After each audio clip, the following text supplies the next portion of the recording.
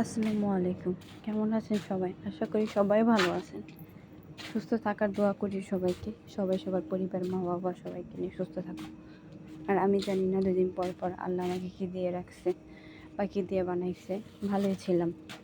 ৫টা বছর যাবৎ এরকমভাবে ভুগতেছি। কিসের জন্য, কোন কারণেও জানি না। মানসিক টেনশন নাকি কিসের টেনশন আমি নিজেও জানি না। আজকে অনেক স্যালাইন দিয়েছি। স্যালাইন শেষে দেখেন আমার হাতের অবস্থা কী হয়েছে, ফুলে। এরকম ফুলেছে আমার হাতের অবস্থা। আমি নিজেও হাত মুট করে যে খাবো ভাতটা নিতে পারতেছিলাম না। তো যাই হোক, আস্তে আস্তে কমতেছিল। তো রাত হয়ে গেল, শুয়ে আর কতক্ষণ থাকবো এই। তো আমার হাতের অবস্থা হওয়ার কারণ ৬ ঘন্টা স্যালাইন আমি ৩ ঘন্টা শেষ করছি। শুয়ে থাকতে ভালো লাগে না, বাড়া দেওয়ার ফলে এগুলো হয়েছে। তো এই স্বর্ণকার দোকানে আমার মেয়ের নূপুরগুলো বানাইতে দিয়েছিলাম। তো আজকে প্রায় এই চান্দাটা আনার কথা ছিল, ভাইয়া বাসায় ছিল না, কুমিল্লা গিয়েছিল। আর উনি আসার পর আজকে কল দিয়েছে। তো আমি রাত্রে স্যালাইন শেষে হাতটা একটু ফোলার কমার পর আমি রাত্রে গিয়েছিলাম। ভাইয়া আমাকে দেখে ওয়াশ করতেছিল, ভাবছিল আমি যাইনি। এতদিন ওনাকে ফোন দিয়ে আমি পাইনি, রাগ করে হয়তো যাইনি। তো ওখানে গিয়েছি, যাওয়ার পরে দেখি ভাই আমাকে দিয়ে এই নূপুরগুলো ক্লিয়ার করতেছিল। তো ওনার দোকান থেকে এটা রূপার আংটি কিনেছিলাম, কালো হয়ে গেছে, ওইটাও ক্লিন করে দিল, অনেক ভালো। তো এগুলা দেখতেই ভালো লাগতেছে, কিন্তু কী আর করার, মেয়ের নূপুরগুলো একটু বড় হয়ে গেছে।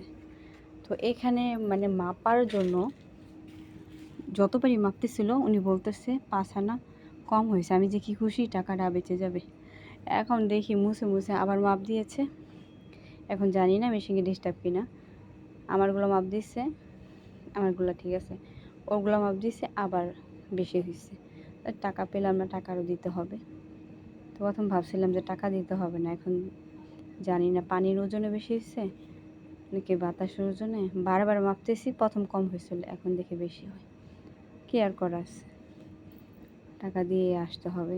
উনি অনেক পরিচিত, সবাই ওনার থেকেই বানায়, আর বাকিটা আল্লাহর ইচ্ছা।